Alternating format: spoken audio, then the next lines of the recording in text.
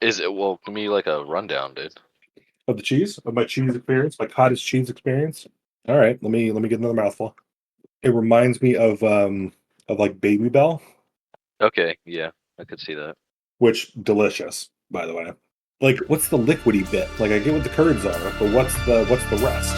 It's the cottage.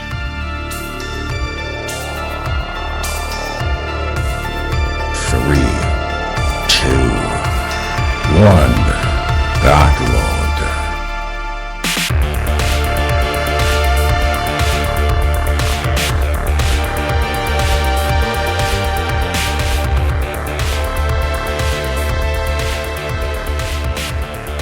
You know who else liked cottage cheese a lot? Hmm. Prince Ali, handsome as he. Alibaba. Yeah, he was a big proprietor for cottage cheese. And with that segue, welcome back to 321 Backlog. On today's episode, we're going back to 1993 for my own personal nostalgia with Disney's Aladdin on the SNES and the SEGA Genesis. It's staying in. Today, you boys are street rats. That's right, dude. We're straight rats. Okay, what a what an intro, man. Thanks, man. So why'd you pick this game? This is one of the earliest movies turned game that I had ever seen. Yeah. Not the earliest, but probably the earliest that I forced my parents to play the VHS tape so much that we're pretty sure it broke. Okay. So when the game came out and I was able to like hold the controller and play it on my own, same thing. We probably burned that cartridge out just so much. And I had finished it, but I know you hadn't. I wanted to bring that to the podcast to kind of share the love that I had for the game itself. And I love the Aladdin story, and the game that I was familiar with was the Super Nintendo version. Right. And then you said, "Hey, do you want to play the Sega one also?" And I said, "Hold on, what are you talking about?" Because I What is a had, Sega? and for those that are listening to these episodes, we'll find out that I know nothing about old games. I didn't know that existed. The Sega game? The Sega game. I knew the Sega existed, but I didn't know there was an Aladdin game Oh yeah. for the Sega. Yeah. And we didn't have internet to the degree we do now, so there was no way I would know about that without somebody else playing it. No one did. Yeah, that's kind of a crazy thing too. I feel like a lot you would expect them to be similar. We'll get into all the different, intricacies of everything, but it's kind of crazy to me they were different publishers entirely. The Sega was done by Virgin Games and the Super Nintendo one was Capcom, which is still around, still making games today. I don't know if Virgin Games is. Looks like they might be an online casino, so we'll probably stay Or an away from airline. that one. Or a mobile phone company. There you go. Maybe they kind of do everything, but if anybody is familiar, I just have to throw this in there. If anybody's familiar with Tommy Tallarico, he did the music for Sega, the Sega version. I just thought that was kind of interesting. I always joke about Tommy Tallarico. He does like video games live, and I think he did Earthworm Jim, and he invented like a out-of-date mobile gaming console. But I just thought it was interesting because I had no idea, and I feel like the music was really good in the Sega version. So good job, Tommy. Yeah, good job, Tommy. Good job. For sure. The music is definitely one of those. We're definitely on my notes. The music itself was very good. I didn't quite like how they ordered the music they put with what levels. Yeah. But breaking it down and separating it from the game, the soundtrack from the Sega Aladdin was amazing Yeah, compared there's to no the, way that was the other Tommy's one. fault. Oh, Yeah, for sure. that was the other Um, guy. I noticed. I think the game got the Super Nintendo one. I saw it got like a 6.5 out of 10, which is crazy because I think this game, the Super Nintendo one, I feel like both of them are pretty renowned games. Like everybody that had a Sega or a Super Nintendo, they were like the age to play these games. They were right. like the 6.5 from Craig Harris at IGN. Man, come on, Craig. Come on, Craig. Come on, man. This our childhood, dude. Don't be squashing it. And I always wonder about those ratings. Like, on our last episode, we were rating it based on like how we take games today. I Yeah. mean, did you play when you were a kid? Did you get Yeah, the Craig, if you're magic that listening, was? Craig Harris at IGN, if you happen to be listening, go ahead and email us and let us know because we're very interested to hear a lot more. All that you might have mentioned it in the review. I didn't really read it. I did just see a 6.5 and I pretty much said, "Sorry, Craig, probably wrong. I don't think you're qualified Probably to." wrong. probably. So I remember we had played in our youth a little bit. It was a classic case of one person playing it and maybe another person watching. Yeah, it wasn't 2-player. So going back to playing it now, how'd you like it? It was good. I kind of the same as you. I feel like I had some pretty fond memories of it when I was a kid. I remember like with the invention of the internet, we got the password codes. And like we were kind of, I mean, for me, there's no way I was making it to some of those later levels that I remember, or maybe just I don't know. But I feel like the internet kind of allowed me to see more of the game using password codes. It was good. It was a very tough game. And for those that don't know, this game had a really interesting mechanic that I kind of forgot about until playing it again. You would get as far as you can in the level, and if you got hit too many times, got knocked out or died or however you want to phrase it, you had to start the level over again. But if you got to a certain point, the game would actually kind of like reward you for your success and give you a little four characters from the Aladdin world, like a little password. So if you got farther and then it didn't save or whatever it was, you could plug in that password again and it would take you back to that section, which I thought was really neat. Now we save it and then we go back to our save point. Yeah.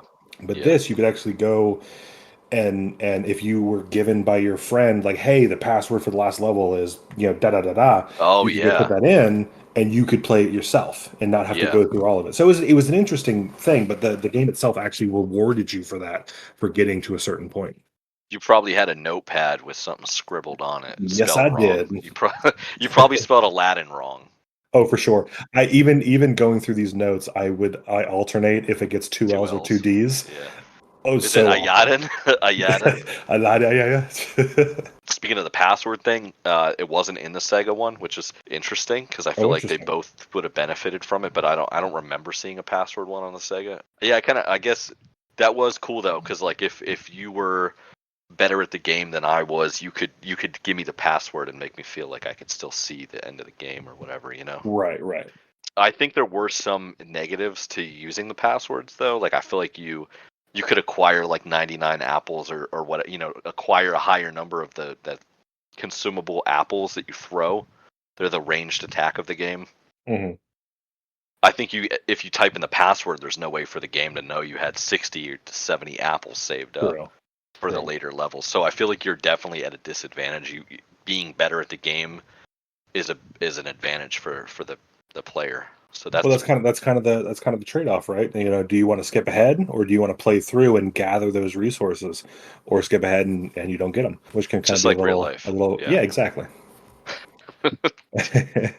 One, I want to try and separate out our discussions from the two, but I think there is going to be a large discussion in the differences of them. So I think it's going to be inevitable where we're going to start comparing them. Yeah, it's more often than exactly apples and oranges. But I will say one thing that, in my opinion, loving the movie so much as a kid, the SNES version, though less an earlier game, it had less things you could do, which I'll talk about in a minute. I think it kept to the theme of the movie. Yeah. In the order that the movie played out very well, versus the Sega, it almost felt in some instances backwards from the levels the levels you were in, the order in which the levels were presented to you, and even the background music that the level was accompanied was in a weird order. Best example, the first level of the Sega version, it had you're in the streets of Agrabah and all that. You're running around, you're running from the guards and all that, just like the SNES version. Mm-hmm. But the music in the background for the Sega version is the song Prince Ali, which is like halfway through the movie. And they have no connection. It's weird to have that music so close to the beginning. If you didn't know the movie, it's not that big of a deal. Knowing that story, it was just very noticeable. I'm pretty sure I didn't notice that. I liked the music better in the Sega version, but like it sounded better, I guess. Oh, definitely. But I didn't notice the misplaced track. I guess maybe if you remove the music from the game, the music on the Sega side was leaps and bounds better than the Super Nintendo.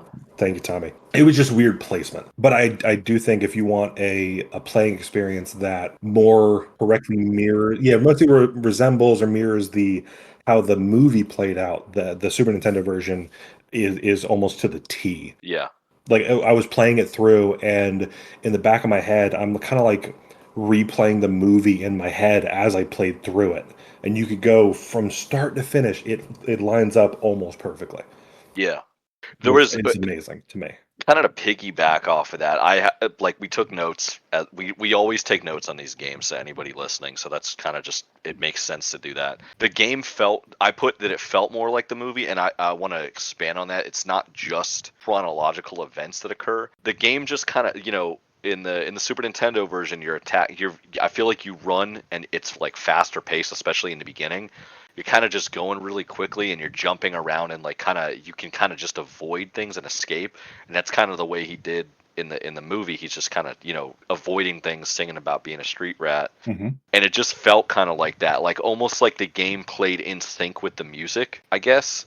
I don't know. That was the way it felt for me. Like it was heavy on the platforming. You're kind of jumping around, avoiding the arrows and the attacks and stuff like that. And it felt in tune with the music and stuff, and that's the way the movie was. Like, I don't know. I feel like I'm tangenty about that, but that's what I take from that being looking at like running around and dodging stuff on the Super Nintendo versus the Sega, where right off the bat, hey guys, Aladdin has a sword.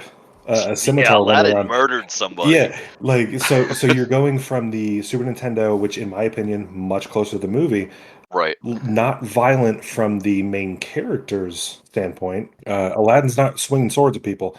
But in the second one, loading into the first level of the Sega version, I'm like, Aladdin's got a sword. I'm like, what is going on? Yeah. It was, and again, going back to that movie, I was surprised. So when I came back to it, I played the Sega game first. Let's play the Sega one, haven't ever played it before. And I remember thinking, like, I don't remember Aladdin having a sword. That's when I kind of looked in and saw that they were made by different companies. But yeah, I was very shocked by him having it, I guess. Aladdin never had a sword.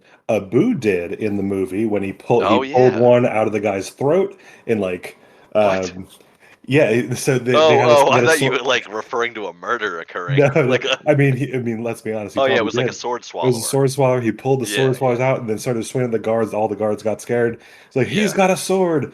Come on, we all got swords. That's right. Yeah, so but Aladdin never, if I'm remembering, in the animated movie, I don't believe he ever bared a weapon. Now, that being said, I did not watch Aladdin 2 or the animated series because I had grown up. I feel like I maybe saw Aladdin 2, but I don't remember. I think Aladdin 2, Jafar came back at some point, but don't quote me on that. Yeah, he seems like a staple character in the series. Jafar, yeah, dude, he actually, in the second movie, he was Jafarther. Just a little further, dude. Jafarther. Farther away. Oh, my Lord. All right. With the swords, I felt like that felt more like a platformer type of game, like that I was used to, I guess. I felt like it was easier for me. Like it felt picking it up and I could get into it easier. It felt more like the other games. I'm very big on the original like Super Nintendo Donkey Kong Country games. Right. And you don't have a weapon, but you do have an attack that's not just like throwing an apple. But yeah, it felt like easier, I guess, for me to immediately get into. It wasn't as heavy on the platforming. Yeah. So I just thought that was kind of, and then there were like the guys throwing pots out of the window. I just got curious. You could just cut them with the sword. You jump up and they're like just constantly raining down pots on you. You can jump up and attack them, which I thought was wild. Playing through the Super Nintendo one, there was, they didn't throw anything out. There were, comparing the two again, briefly, the Sega version was extremely busy. Yeah, oh yeah. Well, there was so much. Dude. Oh my Lord, it was so busy. He decided to cut him up. Just dude. cut his way through. Yeah. But when I played through the Super Nintendo again, there were these guys that would poke their heads out of the window, and I didn't think anything of it on the first level. And then relearning the game, dying a couple times, going back, you can actually in the Super Nintendo version of attacking, you can jump on them and help propel yourself up. Yeah. Which that was a big thing. So they definitely have some similar mechanics, but the simpler of the two definitely was the SNES.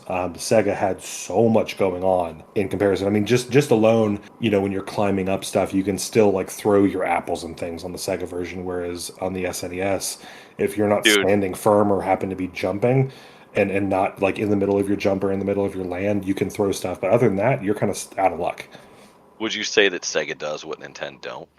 Oh boy. Oh. The it looks like okay, I just glanced. It looks like the Sega game came out literally 10 days before the Super Nintendo one. So it's not like they were Really? influenced by one or another. Yeah. Same year, 10 days apart. That's wild. And again, I had the Super Nintendo. Back Yeah. then, I did not have the Sega. I But didn't even know what that was. yeah, but just seeing them playing them next to each other, the graphic quality alone. I mean, yeah, they're both pretty pixelated, but I mean the being that close together and Right. that in release, but that far apart in like graphical quality Hmm. is wild. Well, the Sega I think was more powerful. I think that Yeah. was like the thing. Yeah, it had like a better graphics chip as well as a better like sound chip, I guess, Hmm. which is, that's evident. Man. Yeah, it was cool. I know you had mentioned like this in your notes. I think you did. There's like objects in the foreground of Yeah. the Sega version. And I thought that was really cool. It would kind of obscure it, but it also added a ton of depth visually to the game. Oh, for sure. And I liked that a lot too because like I'm super big into Donkey Kong Country. And that was the only other game, I mean, a Super Nintendo, one of the only other games that I remember from back then that actually had objects in the foreground. There's even like a couple parts where you run behind like a rock or something, and it's not an object fully in the foreground, but it really does give like a ton of depth to it. And I thought, Yeah, it's definitely them playing with the idea of 3D before they could do 3D. Another in the Sega side, they tried this. It was one of the later levels. I think when you're getting close to fighting with Jafar, there's a hazard on the field where it's a ball and chain that's swinging back and forth, but it's not swinging from yeah, left to right like you would expect on like Mario, for example. It was going from the background to the foreground. Graphically, what's happening is just the ball's getting bigger and then it gets smaller to move away. Maybe some shadows yeah. there, but it was well enough with the style to look like it was moving through space. So they definitely were really reaching for that 3D effect, and I think for what they had, they did a really good job for it. I like that too. I do remember that. I felt like it was kind of ugly looking, the swinging ball thing specifically. I mean, that was another thing. Like, I feel like that was definitely exclusive to the Sega. Not to say that makes it a better game. I think they went for it though. I think they could have easily trying to make it have that semblance of 3D was too difficult. They could have just made it swing side to side, and you would have had to dunk over Yeah, or like a jump over to guillotine something. type. Yeah, Yeah. but the fact that they tried doing it, I think what they took a shot in other games probably did it better, but at least they went for it. Yeah, I guess back then too, like Disney game was probably a pretty big game. Like, you know how there were a lot of duds on, at least on the Super Nintendo. There were like I definitely had some dud games when I Oh, was for a kid, sure. but I think like they probably had the budget considering the success of the movie and everything, so they really that's probably part of why it was a good game. It's not like now where a lot of games like are just they might be based on like I feel like back then games based on a movie, like especially a kids movie, were good. Hmm. Like Lion King. I know that has some Oh man, PTSD from that one, but it oh, was like a graphically good game. It was impossible, but I think like right past how much I played Aladdin, the Lion King platformer was right behind that. yeah, I love that old Disney stuff. It was yeah. amazing. I completely forgot about that. If there ever was an Xbox Disney game right now, it probably sucks. Like it's probably bad. It's probably just some third party studio pinning it together, slapping Disney on it, and they made it. I don't know for sure. I know during like Wii era, man, if you had like a Disney game, it was probably terrible.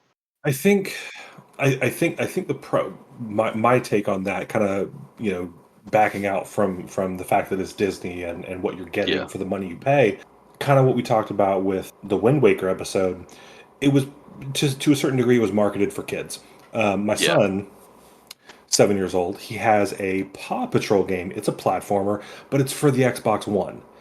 So it's a Okay. brand new game on a big platform, or excuse me, a big system, Xbox, right? It is the simplest game, but it was high dollar because it was for the newer consoles and stuff. You and I would not get any enjoyment out of it, but it was not marketed for us. It was marketed for the kids. So I definitely think that while we're doing this podcast, I'm trying to watch what it's marketed for as well. So I think that really plays into it. They could, if they made a Disney game for the older gamers, I'd say Kingdom Hmm. Hearts would probably be your best Disney example where Disney was involved. I love Kingdom Hearts, but I don't know the lore or the Nobody background does. developers or like the developing behind it. But I know Yeah. Disney's involved in all that stuff, and that was a really good Oh game. yeah. But it was also made for the people that like JRPGs and also Yeah. like Disney. So yeah, I where were we? I feel like I went on a tangent and I We interrupted were you. just talking about discussing like, Disney's quality or like the, Yes, game yes, AAA. for sure. And nowadays, I mean, when there's so many other entities that are partnering with Disney pretty consistently, Oh, that Disney's it's just owns everything now. that yeah, very true. Does Disney own Pixar, or are they still separate? Because like the my son has a Incredibles game. I think it's actually Lego Incredibles. But yeah, Yeah, Pixar's I owned by think Disney according to the first Google search result. Moving on. there we go.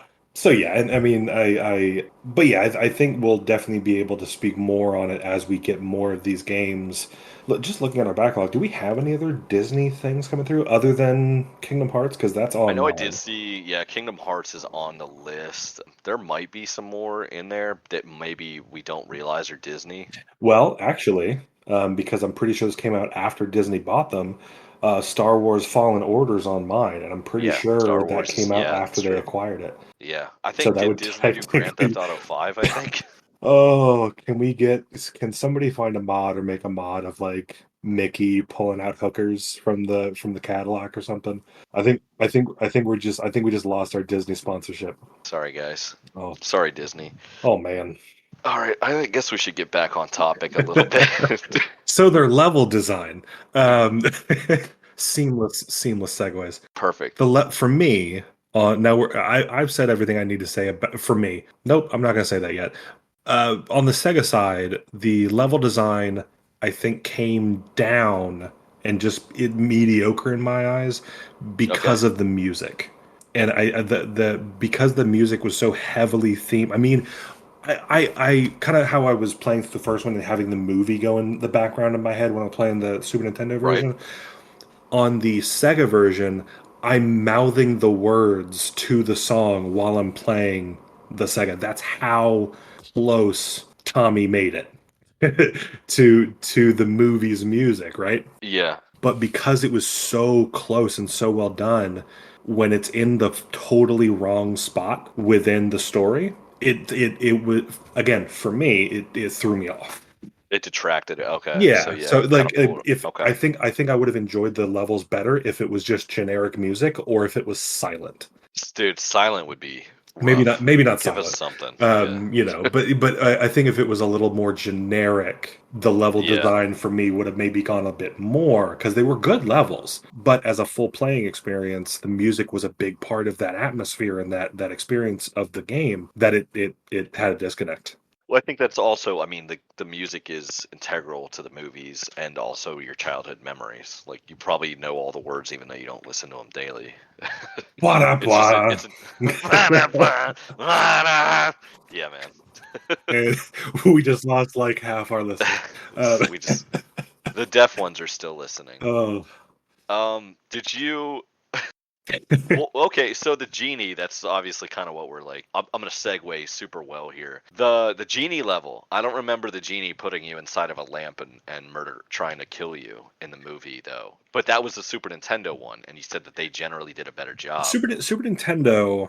When I was playing through it because I did get back to that without having to look up any cheat codes or Yeah, passwords to skip ahead. I got to the genie level on my own accord, same. and I don't remember him putting you quote unquote in the lamp. But he did, right? I don't. Are you talking about the movie? Yeah, no, he doesn't in the movie, No, but he he did in the doesn't.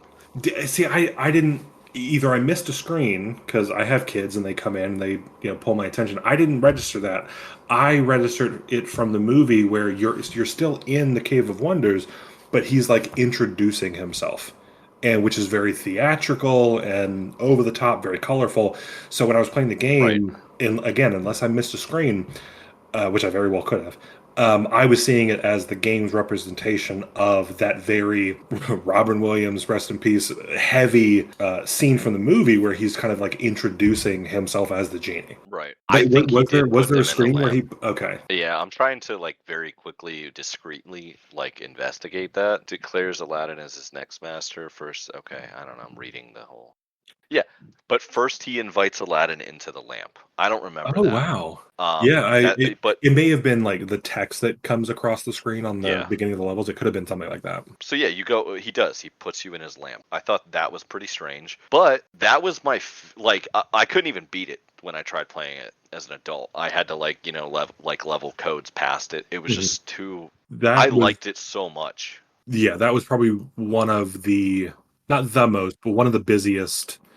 Yeah, There was a lot happening on those screens yeah. on the It was level. cool. It was very. It was unique to the Hmm. Super Nintendo one, and it was like it was just crazy, man. It was zany, you would say. Oh, for sure.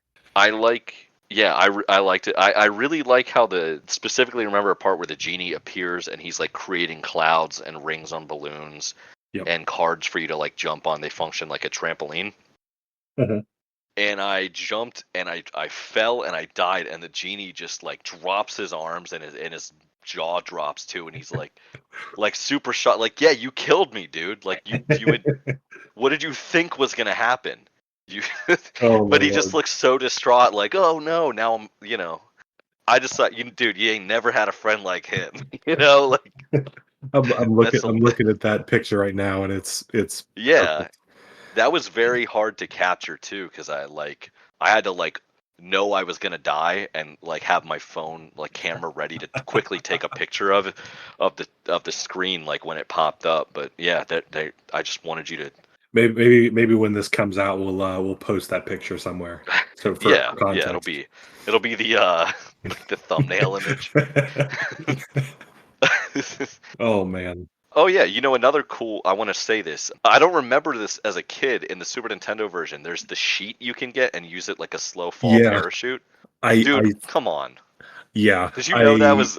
I think I used it back in the 90s, but Yeah, when my current playthrough, I completely forgot it. And I kept picking up this item, yeah. and I was like, "Oh, it's like a piece of papyrus or like a parchment or something." And like I had no Modern clue day. Yeah, what it yeah. was. And then like right when you started talking, because we try and leave it for the Discuss a little. Yeah, podcast, but inevitably we're pretty good friends. You're all right.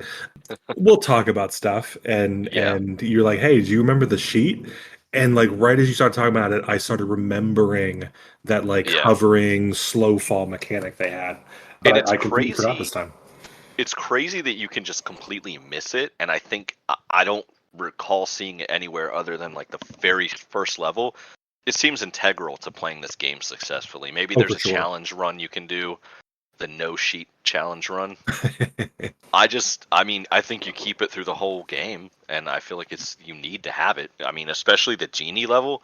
I didn't know you could use the sheet. I never accidentally hit the button to use Right. it. But man, I feel like the genie level would have been like I almost want to go back now that I know, and I bet you I'll probably like And 100% do that better, game. yeah. Yeah, no apples challenge. No, I think these older games, and I know you collect them, but a lot of these games back then they were like sold with, or you could soon after their release get like a guide for it. And I wonder if, kind of thinking back, we would have never gotten Yeah, a guide. My parents couldn't always afford the stuff. It was a miracle we had a Super Nintendo to begin with. I wonder about some of these old games with these mechanics that are not necessarily hidden because when you get this sheet, it puts an icon on your screen, but it doesn't tell you like, oh, hey, you picked up this yeah, item. This it's is how up you there by use your it. yeah, You just have to kind of like noodle around with it or yeah. accidentally find it or So look this at your is guide. you want to get real nostalgic here. I really do. You can look up gamesdatabase.org has it's like an effort to try and keep track of all this old stuff. Mhm. You can look up the original instruction manual for the game. Oh wow. And so I guess but again, like, I mean, I think I only ever bought like a couple, like maybe 2 or 3 games new where they actually came with the manuals, even Mhm. back then. So you would never have known it, but it does say, and it's a rug. It's not a sheet. That's not how rugs work. It's a rug, and it says you'll be able to use it to glide through the air. So I didn't know that, but Yeah. kind of cool to see that, like, knowing that that's a thing that's like most games don't even have that access to that anymore. But yeah, integral thing. Get the rug, pretend it's a sheet, and yeah. Sorry, quick tangent. I'm sorry to derail us, but I'm looking at our Discord here, between the two of us. And that last image you shown, do you see the little goofy Easter egg there? Yeah, yeah. Yeah, They had some Easter eggs in there. That's yeah. I why I put guess that in there. And then I there's it didn't register at first. I saw the crab, and I just kind of, because yeah, we were making a joke about Little Mermaid, but then that was it. I didn't notice the goofy after that. yeah. So that's what I wanted you to see those so you Oh could my know, because goodness. I noticed the crab, but I didn't notice the Yeah, I goofy at all. noticed that. I mean, the crab is sad because like the crab is like strung up in a dungeon. Anyway, Yeah, looking real real forlorn. rough. But yeah, that was cool. I loved because I feel like that's a very Disney thing to do. Oh, Easter eggs everywhere. Yeah, and I think that's pretty neat. They even do that in the movies too. I remember Oh yeah. when I was trying to find the crab thing. Again, I was going to go back and take a picture of it, but I was lucky enough to find a picture online. There's a scene in the movie where he's like digging in something, and Sebastian the crab pinches his finger. Yeah, I think it was the genie, right? Yeah, the genie Yeah. gets his finger pinched. So yeah, they've always been doing that, dude. They Oh, for stay sure. doing this Have crazy you? things. Oh, we could talk about Disney all day, but have you seen like the little fan theories of like they'll like every Disney movie Yeah. is in the same universe, and they lay out the timeline and all. It's nuts. Anyway, I won't go through all that. Somebody post about it in our community page, wherever it may land. Wherever it lands, yeah. Tommy Tallarico, we want to hear from you. What else do you got? I noted one thing, another difference thing. I did like this. It was weird, very strange choice to put in, but the enemies taunting you, like they would stop and like do the like finger, like come and get some kind of thing, you know?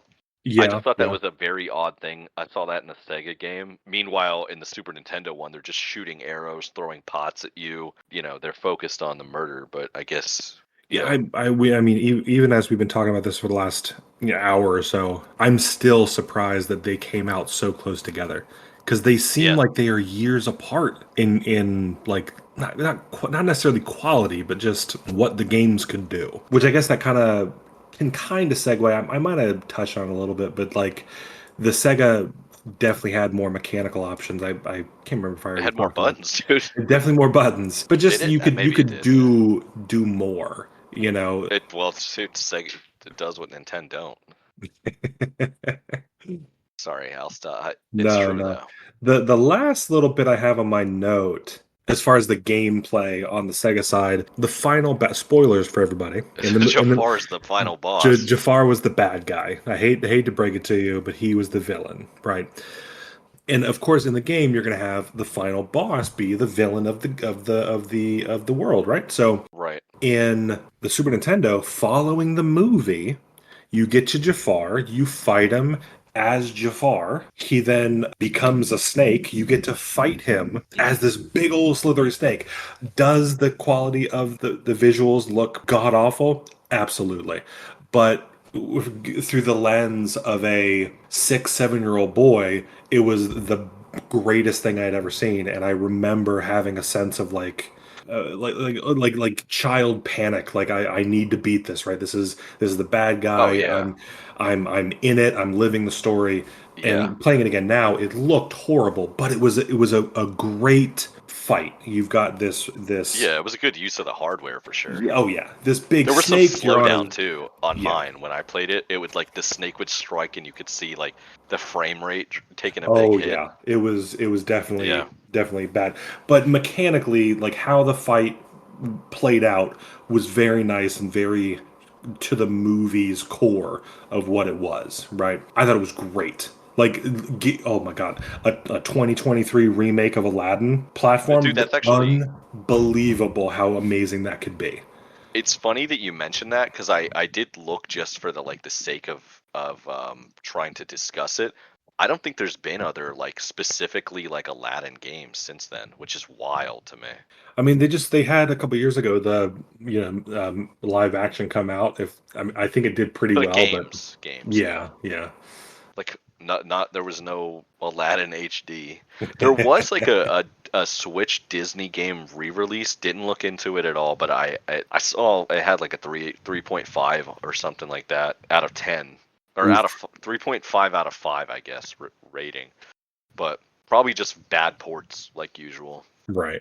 But comparing that boss fight with Jafar, same character, same bad thing. He has the Yeah. same, technically, should have the same abilities because it's from the same source material. The fight with Jafar in the Sega Yeah.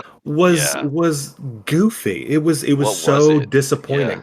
So you make it through the whole platform, you get to him, and you can either pelt him with apples, or I think you can Which come you up and will. slice to him, and you can bounce on his head and knock him down. And once you get him to a certain point, he turns into this snake, but it's barely bigger than the hitbox of what the previous human Jafar was. Yeah. The SNES version, he is the screen. When he's the snake, you're fighting on his body. There's nothing Yeah. except Pretty. fire and snake He body, was a right? giant snake in the He was movie. huge. Yeah, yeah, he's Yeah. massive. Yeah. And in this one, he's no bigger than Aladdin. He's basically the same size. So that Yeah. one is really disappointing. The second thing is it was so difficult to get up close to him because he's like jetting out fire and stuff, which I mean in the movie the room was on fire, but it wasn't being emanated from Jafar. But there was fire present, but for the game they kind of went off of like maybe it's being released by the snake. So like Jafar is making the fire. It's a little loose there. I actually was able to get through it more easily if I had Jafar just out of frame and I pelted him with apples while I dodging the actually. fire after it kind of dissipated a little bit. And you could beat him by just pelting him from afar. It's funny. You want to hear even the funny, like a crazier thing. I was trying to like watch a couple videos of it to see, to get a decent comparison. One video I saw, the guy just stood in place and just threw apples. Didn't go off the screen or anything. Just went like at the apple throwing range, Mhm. and just stood there and took the damage and stuff like that, and just went like just turboed apples into the Yeah. guy and won.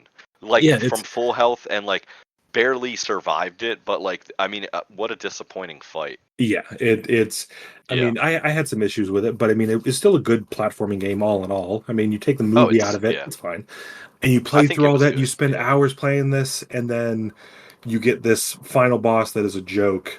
And then literally within like 5 seconds of Jafar going down, credits roll. Yeah. Yeah. It was just That's like, all it. right, Just pack it the up. biggest like, hey guys, we're out, bye, and we're done. Yeah. And they just wanted to get Tommy Tallarico's name back up Just there. Tommy, that Tommy's going to be our first guest.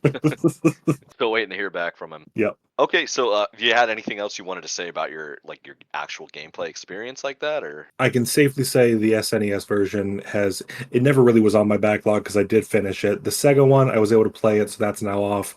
yeah. I would probably play the Super Nintendo version again.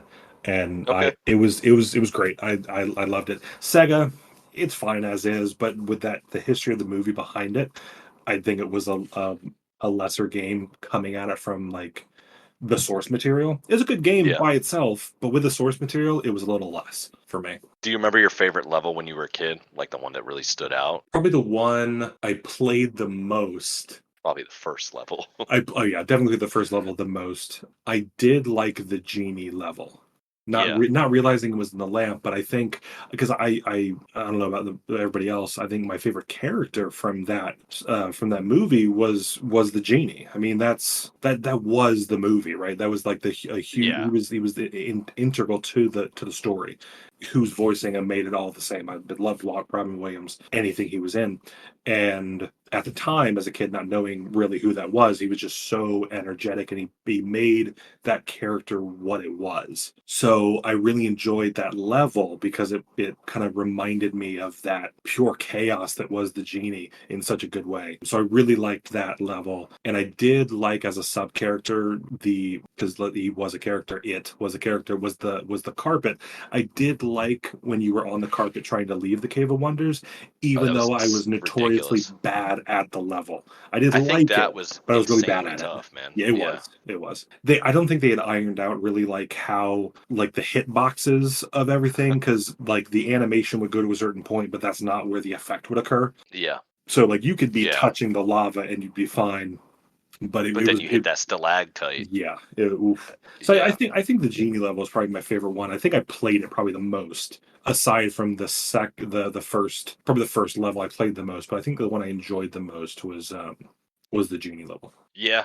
I liked I think as a kid my favorite level was the first one. I just think it because it was like a comfort pick kind of. Like it Oh was yeah. fun. You just rush and I felt like you could really just go very quickly through it. Mhm. But now, like now, I think that I mean, I would say the genie level. It's just cool, and it's funny that I like that one the best because it's not even like associated with the movie at all. Yeah. But I mean, it was just cool. It was fun. It was wacky. I felt like it was the imagination of the genie. They did a good job, and it was very original. Oh, for And sure. that's like something that you don't get in the movie. It felt like it was like new content, DLC. So you like the Super Nintendo one better? You think? Oh yeah, for sure. I mean, Okay. it was nice seeing the Sega one that I, before this little project of ours, had never realized it existed. It was nice to see it, but I think the Super Nintendo did a better job. It's weird, man. I feel like I liked both of them a lot for like very different reasons. I feel For sure. like if I had to pick one to play right now, I feel like I would play the Sega one. Mhm. Like but I think that's because I've played the Super Nintendo one a lot and I played it, as a kid a ton, and the Sega one still kind of feels fresh. And I'd definitely say I wouldn't put it past myself to like download the soundtrack of the Sega one and just listen to it, because that music was Yeah, so good. But for the game, I'm still stuck on Super Nintendo. that's good, man. Yeah, it's a better controller too. For sure. Sorry, guys. Okay, so do you have anything else you want to add about that? Not for Aladdin. I think that was a good discussion, man. Yeah, I really had a good time playing it too. I got to kind of play them back to back, and everything was fresh in my mind when I played it. It didn't feel like work at all, even though it was a very difficult platformer. Yeah, I yeah. liked it. One that I wasn't worried about, like my son coming in and seeing the game being played that maybe not wouldn't have been appropriate. Like, this was nice. You can play this in any Yeah. room in your house. Well, If there you've is got the kids. murders being done on the Sega True, version. true. But we're not going to play that one. Oh, I'm showing this picture in our Discord. This was from I just happened to scroll down a little bit on the images for the instruction manual, and I just thought that was funny because there was like an Aladdin's Wishes like note taking section on the Oh instruction wow, manual, and you can very clearly see that somebody had put in the password codes written out. So everybody was doing it. that's Everyone was fantastic. doing it. I love that. I feel like and it's cool because this is clearly like some kid had like scanned it and put it like Oh as an yeah, adult. I loved this game. I loved the movie. It's still one of my top 5 movies to this day. Yeah. So They need to make a updated graphics version for the live action that follows that one a little bit and do maybe on Xbox Series S that's updated. I mean, I could even talk about the differences between the two movies, man. Oh, this podcast is gonna be too long. So We can talk about that tomorrow. why don't we wrap the episode up? But Yeah, we that's can't cool. wrap it up fully because in the intro we told everybody what in our episode 0 we told Yeah. everybody what we were going to be playing and discussing for Mhm. episode 1 and 2, but we 3 and now 4 need we to gotta. figure out what we're going to do for 3 and 4. Yeah, I guess we did a mutual friendship thing and we picked games for each other sort of. We're both going to, go through them, but do you want to reveal the game that you picked and maybe a little brief reason of why? Yeah. So we're coming back to the 2020s, everyone. So don't worry. We're going to get to recent games as well as some of the old ones. I picked the game Stray. For those that don't know, this was a little adventure story puzzle-ish, very light puzzle-ish game where you play as a cat. I thoroughly enjoyed it. It's a relatively short game. You can get it done in an afternoon. It's a good like lazy Sunday game. I found it fantastic, and I know you had maybe seen it or heard about it, and there was some brief interest into it. So it was definitely on my backlog. It's for one sure. I knew I wanted to play. And when we were exchanging our backlogs to kind of see what each other were looking at, I saw that and I thought, why don't we talk about that one? It's a good game, just a great game for like if you got a Sunday afternoon and the kids are out somewhere or whatever, they're taking care of themselves. You can sit down for maybe 4 to 6 hours, depending on how you play. You get it done from cover to cover, and it's a good experience. I'm looking forward to giving it a playthrough. I think, given it's a shorter game, I feel pretty confident I should be able to finish it. I hope I'm good enough. I know it's not a very challenging game. I know. So hopefully, I really have no excuses. So yeah, that'll be cool. And then I picked Limbo. It's still a newer-ish, older-ish game. I want to see what you think about it. I played it when it came out. I played it actually on mobile. I want to play it on like a more modern console, whether it's I have it on Steam, so I'll probably play it on my Steam Deck. I thought it was a very atmospheric game. Again, not a super long game, but I feel like there was a time period where a lot of the smaller, like more indie type of games had a feel like that, where it was very, it was like mobile gaming was just becoming a thing, and I just thought it would be kind of fun, and it wouldn't be a super long discussion either, but I want to experience it again and really finish the game, because I can't remember that I did beat it on mobile. So yeah, I have not gotten into it yet, but I've looked at it a little bit because we talk to each other outside of the podcast, of course, and we've talked. We've I just met this guy. We'll kind of give ourselves a little bit of a heads up on what's going on. So I've looked at the Steam store page. That's about as far as I've gone. So not a game I typically would have gone for. Scary. It's going to be very scary. Yeah, and I'm not a big horror guy, so we'll see how that goes. I might be playing this, at high noon with all the lights on. So we'll see how that goes. I think that's it. Yeah, we're going to do Stray first, and then we'll do Limbo. So anybody listening, play along too. I know Limbo's pretty cheap and very accessible. You play it mobily, if that's your thing. Yeah, next episode we'll dive right into it. And thanks for listening to Street Rats. Bye, everybody. Thanks so much for listening. That wraps up our discussion for Disney's Aladdin on Super Nintendo and SEGA Genesis. If you enjoyed this episode, please let us know with a thumbs up, a comment, or sharing with your friends and family. If you're able to do so, play along with us. We'll post upcoming games to our socials and what games are up next at the end of each episode. This has been 321 Backlog by Alec L. and James T. Our show music is Lift Off by Amy Waters. You can find this song and more of their work at amywaters.bandcamp.com. You can connect with us on any of our social media pages and by sending us an email at 321backlog@gmail.com. Until next time.